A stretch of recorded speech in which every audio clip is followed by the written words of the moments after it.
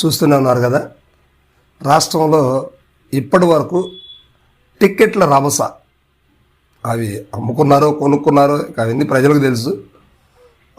జాబితాలు వైడిగా రిలీజ్ చేసి రాష్ట్రంలో టిక్కెట్స్ తెచ్చుకోవడం అంటే ముందు అసలు గెలుపుకోవటం తర్వాత విషయం. టిక్కెట్ తెచ్చుకోవటం ఒక ప్రధాన ఘట్టం రాజకీయంలో.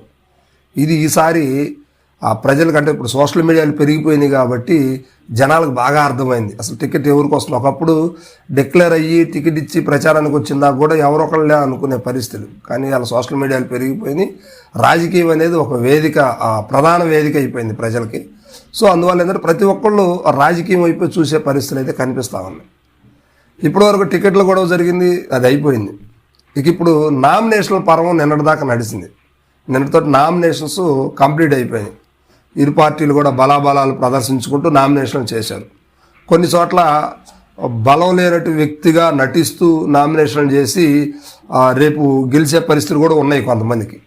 అంటే అక్కడ ఏమి లేదు, అతను ఎన్నికడితే 10 మంది కూడా లేరు, అతను గెలవలేడు, ఖచ్చితంగా ఓడిపోతాడు అని చెప్పేసి రివ్యూల మీద రివ్యూలు, ఇంటర్వ్యూ మీద ఇంటర్వ్యూలు, ఆ తర్వాత అతని మీద బెట్టింగ్లు కూడా బాగా రాష్ట్రంలో ఇప్పుడు బాగా బెట్టింగ్లు. ఆంధ్రప్రదేశ్ ఎలక్షన్ తెలంగాణలో, తమిళనాడులో బెట్టింగ్లు జరుగుతూ ఉన్నాయి. ఇది నిజం, కోట్లలో జరుగుతూ ఉంది. ఒక రూరల్ పల్లెటూరులోనే రీసెంట్గా నేను ఈరోజు ఉదయమే చూశాను. అంటే ఓడిపోతే పెడితే ₹1,00,000, అంటే ఎగ్జాంపుల్ ₹1,00,000 ఇన్వెస్ట్ చేస్తే ఇతను వాళ్ళు అనుకున్నది జరిగితే, వాళ్ళు అనుకున్న అభ్యర్థి గెలిస్తే ఇతను 1,00,000 పోతాయి, లేకపోతే 1,00,000కి 5,00,000 ఇస్తారట. ఇది ఒక రకరకాల ట్రెండింగ్స్ తోటి బెట్టింగ్స్ అయితే బాగా నడుస్తూ ఉన్నాయి. సో ఈ క్రమంలో ఇతర రాష్ట్రాల నుంచి కూడా బెట్టింగ్లు అయితే జరుగుతూ ఉన్నాయి. అదేవిధంగా రాష్ట్రంలో ఈ నామినేషన్ ప్రక్రియ అంతా కూడా కంప్లీట్గా జరిగిపోయింది. అయితే మ్యాక్సిమం ఈ ప్రక్రియలో వైఎస్ఆర్సీపీ కొంచెం హవా చూపించిందని అనుకోవాలి. కానీ కొన్ని చోట్ల కీలకమైన ప్రదేశాల్లో టీడీపీ బలంగా నామినేషన్ దాఖలు చేసిన పరిస్థితులు అయితే కనిపిస్తూ ఉన్నాయి. అక్కడ కొన్ని చోట్ల వైఎస్ఆర్సీపీకి ఆ జనాన్ని చూసే ఎదురు దెబ్బ తగిలిందనుకొని భయపడిన పరిస్థితులు కూడా రుజువైనాయి. సో అంటే నేను ఇది అంటే జరుగుతున్న వాస్తవాలను పెడుతున్నాను. మనం ఏంటంటే ఒక పక్క సపోర్ట్ చేయకూడదు, అది అభిమానం ఉన్నప్పటికి కూడా చేయకూడదు. ఏంటంటే న్యాయం అనేది ఎటుందో అటే చెప్పాలి ప్రస్తుతానికి. ఓకే, సరే. ఈ తరుణంలో రాష్ట్రంలో ఈ మొదట టికెట్ల పర్వం కంప్లీట్ అయిపోయింది, నామినేషన్ పర్వం అయిపోయింది. ఇప్పుడు మూడో పర్వం ఏంటి? ప్రచార పర్వం. ఈ ప్రచారం అనేది కంప్లీట్గా జరుగుతూ ఉంది. వారి బలాలను ప్రదర్శించుకుంటూ ఇప్పుడు యాక్షన్స్, రియాక్షన్స్, వాళ్ళ చైల్డ్ ఆర్టిస్టుల ద్వారా కావచ్చు, లేకపోతే వాళ్ళ సొంత ఇమాజినేషన్ చేసేటువంటి ఆ ఆర్ట్స్ ఏదైతుందో అవన్నీ కూడా ఇప్పుడు ప్రకటిస్తారు నాయకులు. అవన్నీ కూడా జనాలకు తెలుసు.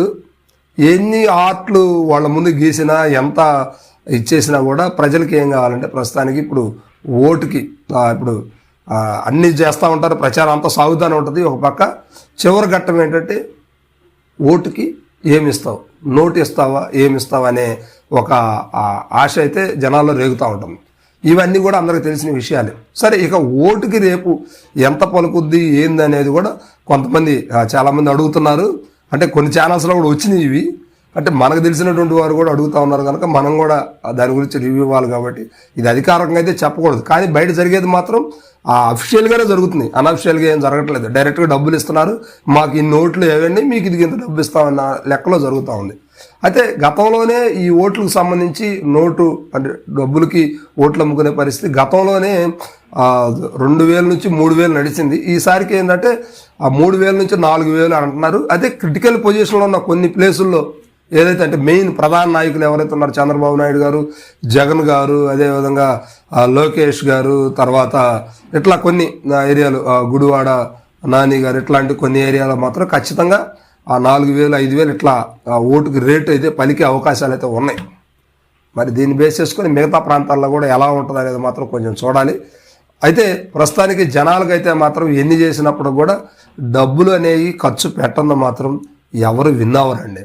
ఎందుకు ఊరికే ఒట్టి మాటలు చెప్పుకోవటం కాదు, కానీ ఖచ్చితంగా ఆ డబ్బులు అనేవి కంపల్సరీగా అవ్వాలి. ఈసారి ఎన్నికలకి ప్రతి ఒక్కరికి తెలుసు 100 నుంచి 120, 130 కోట్ల దాకా ఖర్చు పెట్టాల్సిన పరిస్థితి అయితే కొన్ని మెయిన్ నియోజకవర్గాలు, ఇప్పుడు ఉమ్మడి ప్రకాశం జిల్లా చూసుకుంటే అద్దంకిలంటే కూడా ఇప్పుడు బాగా పోటాపోటీగా ఉంది. కానీ దర్శి ఇప్పుడు ప్రధానంగా ఎక్కువగా 100 కోట్లు ఖర్చు అయ్యేటువంటి ప్రాజెక్ట్స్ అనేది దర్శి ఒకటి ఉంది, ఆ తర్వాత ఒంగోలు ఒకటి ఉంది, ఆ తర్వాత ఆ పర్చూరు కూడా 100 కోట్ల దాకా ఖర్చు పెట్టాల్సిన పరిస్థితి అయితే కనిపిస్తూ ఉంది. ఎందుకంటే లాస్ట్ టైం పర్చూరు ఎడ్జిలో టీడీపీకి గెలవడం జరిగింది, దగ్గర 1000 ఓట్లతోటి గెలవడం జరిగింది.